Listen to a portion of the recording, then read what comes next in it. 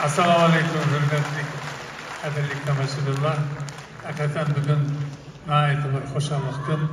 Bizning badiiy rektorimiz 75 yillik to'yini to'ylayotdi. Ansambl nomidan Murat Abdurayevich sizni uzoq umr, oilaviy baxt ham ijodiy utuqlarni tilaymiz. Endi hammamiz yaxshi bilamiz, Uyg'urlar raqamsiz tushmaydi u. Shunga ansamblda yurib bizning hammamizning raqamimiz bor. Biroq uni men aytmayman hammasini. Biroq Murat to'g'rida har qaysida bir raqam bo'lsa, Muratda 2 raqam. Ya 3 paka. Biroq birini demayman, u otadan qolgan raqam. Ana 2 raqam. U qaysi desanglar, birisi u pil, slon. Nimişki desanglar o'zi kichkina turib shunday juftni otadi o'ziga. Hayron qolsin.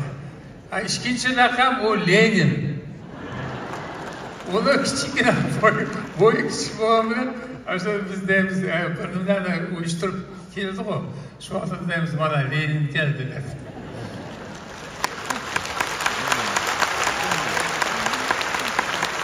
Ömrü uzoq bo'lsin Lenin. Astak tutuyoruz anne. Endi navbatdagi naqshimiz biz o'z vaqtida Leningradga berib hech qachon Qozog'istondan konkursga qatnashgan ansambullarning birisiz.